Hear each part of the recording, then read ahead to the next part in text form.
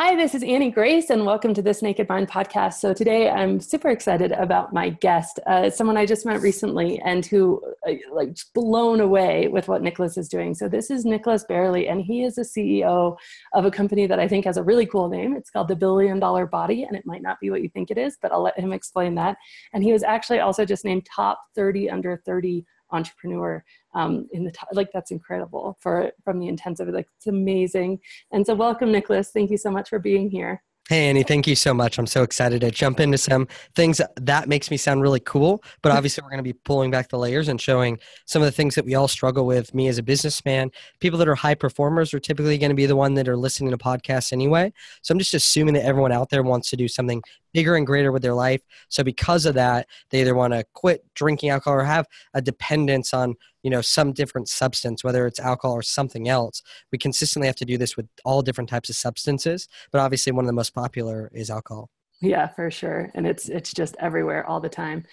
So let's back up, and why don't you just give some of your story? I think your story is fascinating. I'd love listeners to get to know you a bit.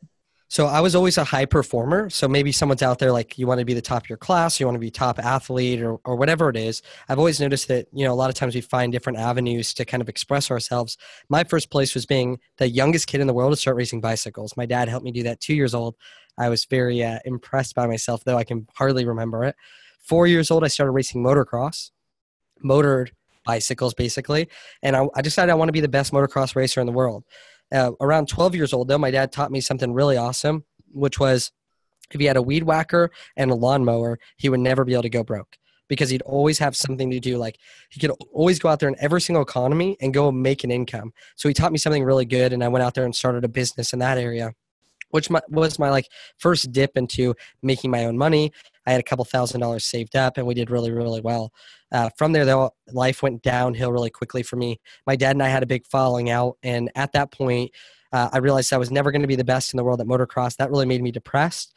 Through that, I started going through dependence on video games. I started going to dependence, which is still really popular, actually. Guys like getting app games and all this different stuff. It's crazy. And then from there, going to dependence on food, I gained 60 pounds. I lost all my vision for my life, which is a common theme. And so all these different things, these external manifestations of graduating high school with a 1.8 GPA, being 60 pounds heavier, having no girlfriend for 7 years, those weren't necessarily the problems. Those were external physical manifestations of something that was going on inside of me. And that's the thing is me being overweight, was that a problem? Not necessarily. It was the actions that I was taking that got me to that state. End of story. And the things that were going on inside of me that got me there. So from there, I invested in my health as my number one asset, which is partially why we created $1 Billion Body. Having the number one asset be yourself, mentally, physically, spiritually, and emotionally. Because if you are operating at 60%, you'll never accomplish 100% of your destiny. And then from there, I attracted my ideal wife, which was amazing. I was investing in myself. I felt good about myself. I felt like I had vision. I had purpose again. I connected with my father again. And then from there, I was like, oh my goodness, how am I going to live my dream life? What are the ways that I can get to where I want to be? And I think this relates so much to alcohol, codependency, and all these different subjects that really fit together in one thing is that knowing what are the things that I'm doing today that are not going to help me get to where I want to be. And Xing those out even before I figure out the things that actually are going to get me to where I want to be. And I was really good at going, these are the things that aren't going to help me. These are the things that are going to help me. But I obviously had some hiccups along the road. And now we're obviously helping men, businessmen, achieve their highest state of power and confidence to be able to serve better, lead better, and be a great influence on the world. Oh, that's so cool. So for you, you're in this state of mind where things are kind of falling apart. You've lost your vision. You had this passion and drive to just be the best at everything. And then all of a sudden you're not there. What was the turning point for you? Going back, or the first thing that made me feel terrible? Let's talk about both. So the terrible one was my father. So my terrible one was my father at first.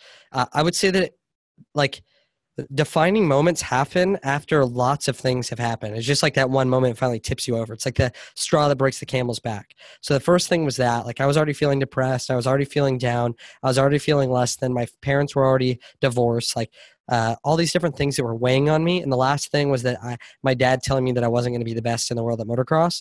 And I was like, cool, I'm done. That's the last thing. The straw that breaks the camel's back made me go into this depression, made me feel like it was okay to give up on life. And I took his advice for my life as okay to give up on my life rather than my own advice. The thing that changed it forever was one kid who came to school with a meal plan when I was a senior in high school, and he had an exact step-by-step plan to get a result. And that to me was dumbfounding, that I could follow something and get a result that was going to give me better performance, that was going to give me purpose. There was a reason why I was doing it, because as we know, that everything that we do is either done to increase or decrease our status. Like, is this going to increase or decrease our status? And a lot of times with alcohol especially, we think that quitting doing it is not going to increase our status enough to make it worth it, to push us over the edge. Yet people see when they take your 30-day alcohol challenge or something, like literally having that community gives you this prestige where you feel like, oh, this is increasing my status. Like, I can do this. But how do we recreate that all the time? So that's how everything started for me. Was life changed in a moment.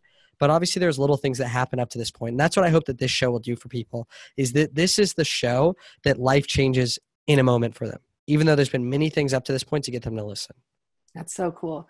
And I mean, I love that, like, so literally somebody came to the school with a meal plan, like, this is what I'm going to eat because I want to be healthier. And you're like, wow, I could just be, that's incredible. And I think you're so right that there's always this series of things, but then it is instantaneous. Like, all change does truly happen in an instant.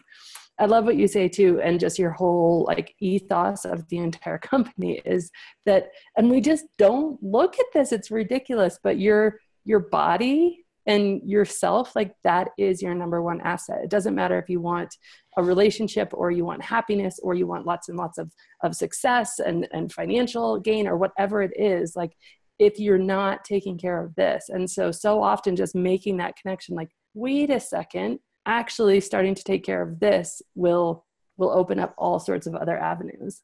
And it all starts with a why. So I work with some of the top businessmen in our community. And the reason I work with businessmen, first off, is because women already want to live this life. Like, women are already smart enough. They're already taking 5 diets a year.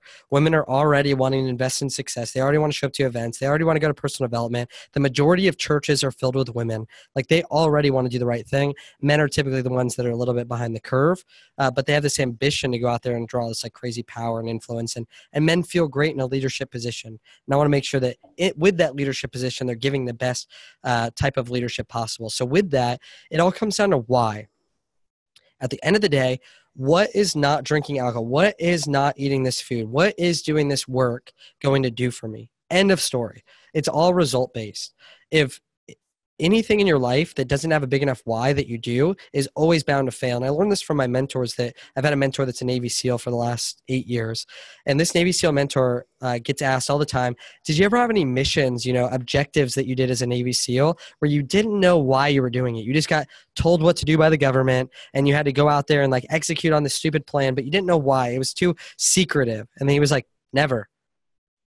Because if we didn't know why we were doing it, what the objective was as a team, we would never accomplish that objective. There's so many other objectives that we would come up with that's totally different than just that key mission. And so with that, I realized that knowing the objective of why you're doing something, getting clear on the outcome, what is this going to do for me? So I know that when I'm building my business or when I get on the show, that it's taking time, it's taking energy. I'm recovering from a massive sickness, but I know that in return, I'm going to be transforming lives. And so that's what I'm thinking about. I'm not thinking about the time and energy and all the money invested in my education that I did to get here. Nobody likes the process. Nobody likes the process of detoxing. No one likes the process of getting healthy. No one likes the process of getting off alcohol. No one likes the process of any of this, building a business, going to med school, right? We talked a lot about a lot of doctors that are here. No one likes med school if it doesn't make you become a doctor who then has great income and can make a big impact, that fulfills those altruistic needs and fulfills those needs to serve. And so ultimately, even when it comes to all these different things, every single thing that we look at when it comes to transforming our life, let's look at what results is this going to give me? And is that better than what I have? And that's what I actually love about the church, is that it's looked at so wrong sometimes when it comes to like, we should give. Giving's not fun by itself, but we get told that when we give, we get something better in return. And so you want to make sure that every single thing that you do when it comes to sacrifice, because even when it's detoxing from alcohol or reducing the consumption, it's letting go of something that feels good. Like in the moment, it feels good.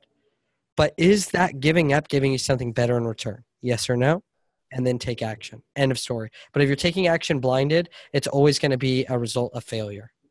Yeah, I love that. And I think it's so important because so often, and obviously if you're listening to this, you've already kind of crossed that threshold, but so many of us just walk through this whole conversation asleep. Like I know I did for more than a decade of not even getting to the point to ask, because there is something I heard last week and it was like, well, how do I know if drinking's a problem?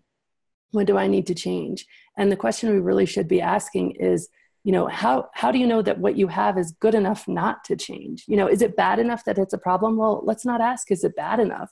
Let's ask, is life good enough? Are the hangovers good enough? Are the lack of relationships or lack of connection because you're constantly, not really present when you're drinking, is that good enough for you not to look at this? And if we start looking at it that way, I think it's really powerful.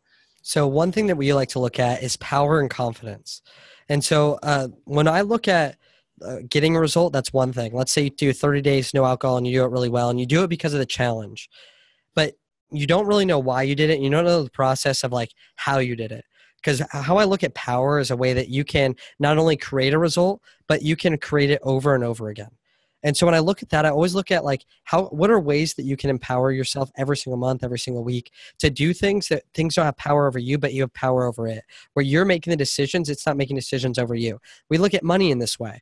They say like the money is the root of all evil, right? Like the love for money, meaning that money controls people rather than the people controlling the money. So money makes them make decisions every single day. And one of the things that's looked over the most is most people make every decision in their life based on money, based on, is this a good deal or is this a bad deal? Is this discounted or is this not discounted? That's still money controlling their life. And so when you can make decisions based on what's the best decision to make my life move forward, whether it's with money or whether it's with alcohol, whatever it is, looking at the way that you can make a decision and not let that thing call you, right? We talk about it with food a lot. It's a great example. People leave like one meal a week that they could have whatever they want, right? It's like the cheat meal. It's like a big fad. The whole point of this is that they say no when they want something all week and they choose to have something one time a week. It's more for them. It's more for this up here. It's not for anything else. Because if they crave something and then they go and do it, even though they said they weren't going to, it breaks trust with themselves. Mm-hmm. And what I love about commitment is commitment means to do what you said you were going to do after the feeling you said it in is past. Something our guys live by. Meaning that when they make a commitment, they follow through with it even after they don't want to. So let's say they take the 30-day no alcohol challenge because I think it's the best example. And on day 3, they're like, oh my gosh, like I have the biggest meeting ever in my life and they were going to drink alcohol. Like this, I might as well just drink there. All of a sudden that breaks not only a commitment to the community, but it breaks commitment to yourself. The easiest commitments to hold are the ones like Annie and I have right here. We're going to do this show at this time. We both committed to it. And if I don't show up, she's going to know that I didn't show up. And then I'm going to feel bad and I'm going to look bad. Easiest way to follow through. But also it's the thing that actually is like that everyone actually does. They all show up to meetings. Like most people can at least follow through on that. Now, the commitments that you want to follow through the most are the ones where I tell myself that I'm going to do something at this time. Because if I don't do it, I end up breaking trust with myself. What this does, it's scientifically proven that when you break a commitment to yourself, you have a 15% higher chance of breaking that commitment again to yourself. Meaning that becomes a spiral roller coaster that becomes almost impossible to stop. So no wonder why it's been so tough to break this bad habit. And why I like talking about habits is because people can write this down. First, you create a habit of not drinking alcohol, not drinking as much, not emotionally drinking, not drinking when you're down, not drinking when you're sad, right? All these different things. First, you create the habit, then the habit creates you. So first, it's always going to be you working hard to create a habit. After you create that habit's going to shape your entire world. But knowing that some of the practical things that I did when it comes to food, when it comes to discipline, is how can I make sure that I'm not grabbing something that's a vice that's making me feel better when I need it, when I feel sad. I'm not going to drink when I'm sad. I'm not going to drink when I'm alone. I'm not going to drink when I'm angry, right? Like, because ultimately at the end of the day, money, love, power, drinking, no matter what it is, any external influence is just going to amplify the state that you're in. And so like my friend and hopefully this is okay for the show, but my friend used to say all the time, he's like, drinking doesn't make you happy. right? It amplifies your state. But like things can make you more happy. It is true. Like there are times where you can celebrate. Like even Jesus's first miracle was turning water into wine for a wedding. Okay, like even this guy knew the right time and place for certain things, and I like to keep that there as well. But when it becomes this habit where you feel like you consistently have to do something because of ritual, right? You created a habit, and now that habit's creating you. How can you break the habit? And we're actually doing with our guys this month or actually next month, we're actually doing a 30-day no alcohol challenge before our live event. Just because it's a way to be able to break up the routine to show that does this have power over you? Because ultimately, if you can't stop, that means that that thing has power over you.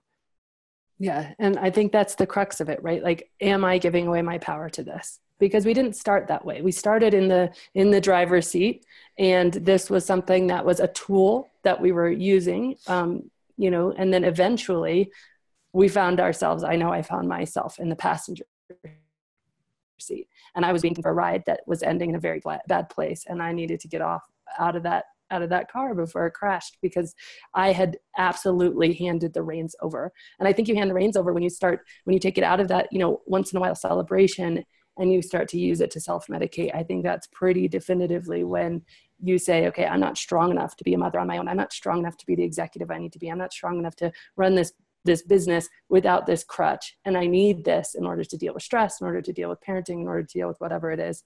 I love that. I took a lot of notes from what you were saying, Nicholas. That was really, really good. So do you have, I know you just said you're having all of your kind of guys go through this. It's amazing. Do you have any advice for the audience, if they're thinking through a big change like this, or just habit change in general, of how to look at something like this to get the best traction? Yeah, so I've noticed that like how you do one thing is how you do everything, and things usually affect each other. I like to break things down into principles for our men because they don't need a longer to-do list. Like, how do I stay sober? How do I stay fit? How do I stay successful? How do I have a good relationship? How do I have good communication? Like, we can all break these things down into principles that work.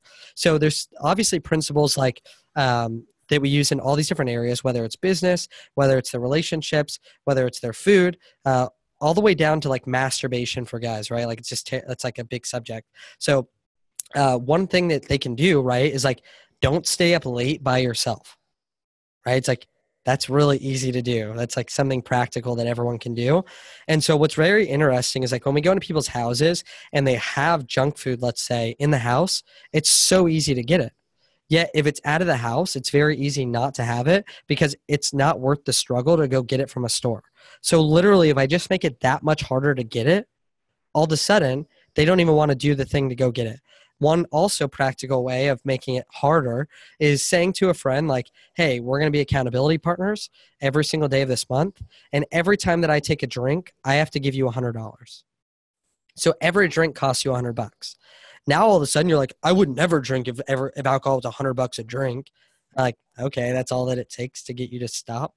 Like So awesome. It's really that hard. So little practical things. So when I look at food, I like to look at the same thing with alcohol. It's like, look at your environment. You're a product of your environment. I've noticed that kids, they don't learn.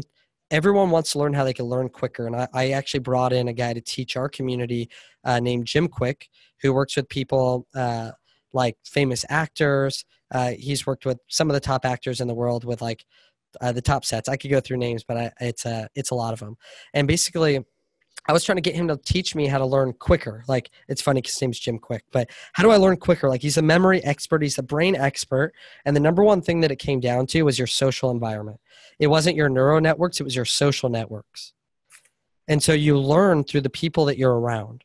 And we talked about this a little bit before the call, that I was in a community where I loved everything about those people. I wanted to be as successful as them. I wanted to be as giving as them. But I realized that they always celebrated with alcohol. I don't even think they actually liked alcohol. They just thought that everyone else did. And through this process, I started catching things, because some things are better caught than taught. And so I started catching things from them that I just like didn't even notice. And I noticed that I started doing the same thing with my community. And I started drinking like for fun with my stuff. So you're always going to be a product of your environment. So look at the people you're around, and are they living a life that you want to live?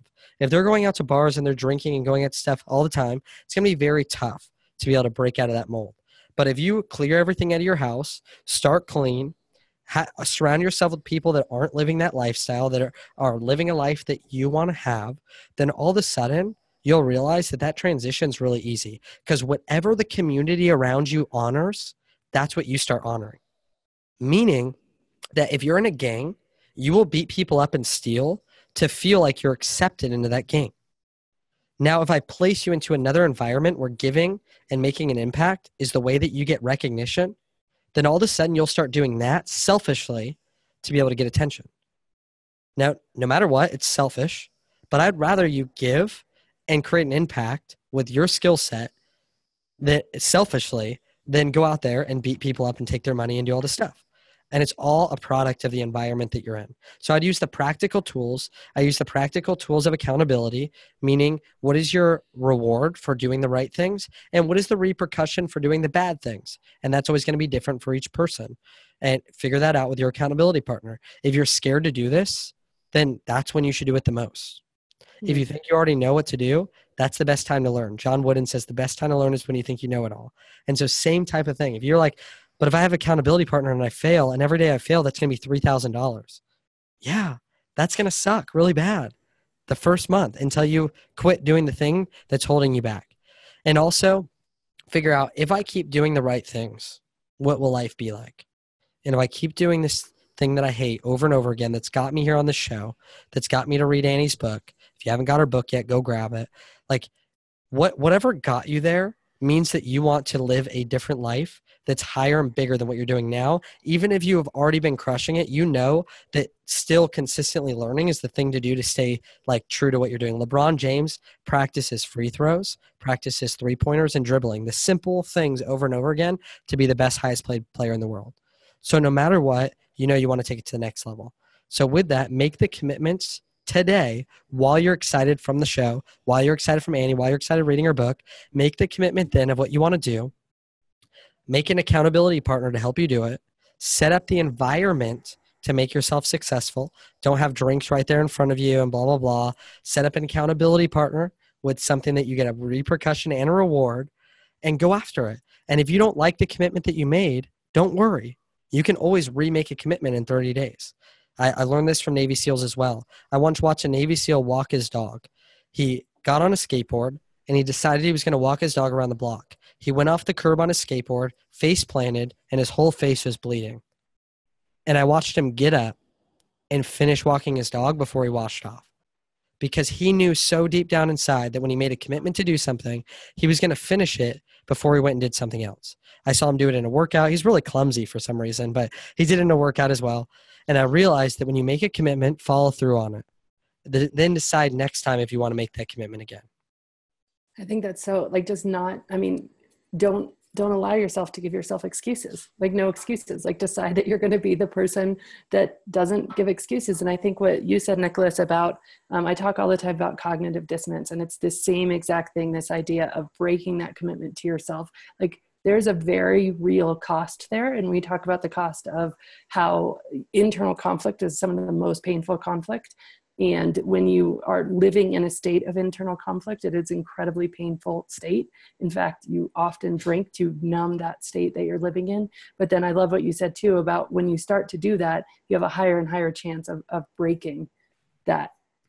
And you feel the freedom. You realize, like, when you're working, like I'm in the office right now, as you can see, and when you're working, you start thinking of the things that you could do after you get done to cure the like immense pressure and anxiety and all these different feelings that you get when you're working. And I just recently did this similar, if people want to do this as well.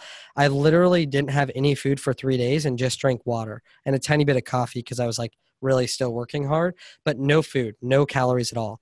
And during that time, the first and second day, I was so irritable, and consistently throughout the day, I always thought about the food that I could eat at the end of the day to make me feel comfortable.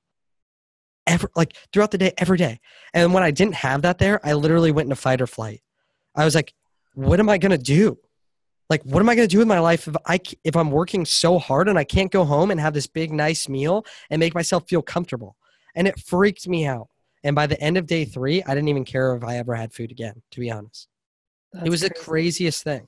And so the same thing with this is, like, when you're at work and you're like, oh my gosh, like the one thing that's going to get me through the day is that drink at the end of the day, or that food at the end of the day, or whatever it is that vice is. Whenever you can push that to the side and get through that little breakthrough, you'll realize that you end up having better stress management and just feeling happier throughout the day, because you've had to figure out a real way internally to solve the problem rather than externally. And I don't think external is always bad. I think rewards are great, but I know that they only last a second. That's the problem. If you can always cure that conflict internally, i.e. through fasting, through giving up something that's like making you feel like you need that, all of a sudden you're able to break that pattern and feel powerful. Yeah, that's so cool. And I think that often we are so afraid of that feeling. We are so afraid of the feeling of craving or wanting something and not letting ourselves have it, because we've never actually let ourselves live through it. And once you live through a really intense craving, or like you did for 2 days without food, 3 days without food, you go back and I survived. Like I made it. And the amount of power that gives you back is just incredible. So just so everyone knows, I don't even know the day the podcast is coming out, but on Instagram, all Instagram every single day, Nicholas Bayerle, like that's my name. You probably see it in the show notes. Follow me on Instagram and check my stories. And through May, I'll be doing it with you, like throughout the whole month, and I'll document the whole thing.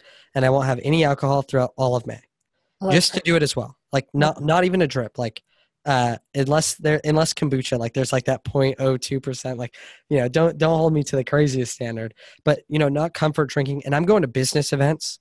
I'm going to a mastermind on Thursday, right down the street, which is like a high level business event where I'll have like free drinks and everything. And I'll document the whole thing to go through the same thing, because I get that it's hard. It's hard for everyone. Like, it's hard to be on a perfect diet. It's hard to do these things. But also, it takes 90% of a rocket's fuel to break out of the Earth's atmosphere. Knowing that when you build that momentum, like, it only takes 10% from there on to get to like the moon, right? It's like from there on, like, we're good. So I want to be able to help people through leading by example, because it's a huge part of $1 Billion Brotherhood. Is like, we're living a life by example, not just through talk. Because we learn through our social networks, not our neural networks, not just from hearing what I say, but watching what I do, which is why I started drinking in the first place. And so even for me, I realized that like I even need to take this more seriously again, because even though I felt like, man, this isn't working for me, I had to fill out a test, and I realized like, oh, I drink 3 times a week. And I'm like, oh my goodness. Like, even though it's not a lot, it's still like, I never thought I would ever do that, because for years, like, I never did. My dad drank tons. So because of that, I never drank growing up, never drank like all the way into my 20s, nothing. But then I was a product of my environment. And now I'm realizing, what if I'm the leader and I decide to set the tone for the environment? And I guarantee you, if we all do this together, everyone's going to be jealous of us. Yeah. Yeah. So I'm taking the challenge. That's awesome. And I love it too, because so many people have done it. They're like, and then my business skyrocketed, and then all this stuff happens, because the sooner, getting mindful of this at 3 times a week, it's amazing, A, how much easier it is to really overcome it, but then B, just how powerful it is to take your power back from something that's like starting to make a little noise, but that isn't actually causing pain, because it just demonstrates the level I think you, Nicholas, hold yourself to, which is really, really cool. I'm really excited because like I haven't had this community to do it with. Now I feel like it's going to increase my status. Like, if we all do this, everyone's going to think we're so awesome, and they're going to be like, have you ever seen that? Like when you're at a dinner table and everyone wants dessert and you don't. And all of a sudden they're like, well, come on, like, can't you eat dessert? Come on. I mean, why can't you just have a bite? Because misery loves company. Yeah. And so when people are doing something that they don't feel like they should do, if someone's not doing it, they feel like they're getting ahead. Especially as a businessman, like I'm always looking at someone getting ahead. If they're not eating a bad dish, I'm like, I'm not going to eat a bad dish either, jerk. Like, gosh, it's like, it's that someone's got to set that example, and I'm really excited to do it with everyone. Yeah, I do. I have to say, selfishly, I love that feeling. I love going to things and being like, oh yeah, I'll have my kombucha. Thank you very much. Yeah, it's a really cool feeling. I'm excited to document it because everyone can see. I'll be like, hey guys, like, look at all these people right here with all these champagne glasses, and look at mine. I got a water glass, and I still feel awesome. Yeah. And I'm going to be optimized and feel really good in the morning. That's so cool. And this is coming out on Friday, so perfect timing. So it'll be very cool. So I'll be at a mastermind, so I'll be sharing, like, I'll be showing. That's awesome. That's so good. We'll put your Instagram handle in the notes so that people can just follow you quick. Where can people find out more about you besides Instagram if they're curious about everything that you do and they want to learn more? Got it. So right now, if you're a businessman, meaning you're either inside of a business, really feel like you want that unlimited growth in your life, or if you currently own a business as a businessman, the best way to connect would be billiondollarbodylive.com. And that's our live event that's in June in San Diego. The second place is I actually have a Facebook group called the Billion Dollar Brotherhood. And in that, we have like a really unique way of making sure that it's like super high content, worth showing up to, very high engagement. Almost every member in there is active every single week. And inside of that, if you just say that you're coming from this podcast, because it'll ask you 3 questions, then you'll get accepted. And my community manager, Tim, will reach out to you and make sure that you get connected. It's exciting. But those 2 ways are the best way outside of Instagram. But either way, message me on Instagram. I'd love to connect, love to hear your story and make sure I can help support. And also, call me out if you're like, why are you doing that? Why are you doing this? And make sure I'm living a life that's worth modeling. That's so awesome. Thank you so much for being here. And just quickly, one more question before you go, because I alluded to it in the beginning, but can you explain the Billion Dollar Body, like what the name stands for and means to you? Yeah, so it means so many different things. Like it's literally the biggest play on words that I've ever heard, because body means community as well.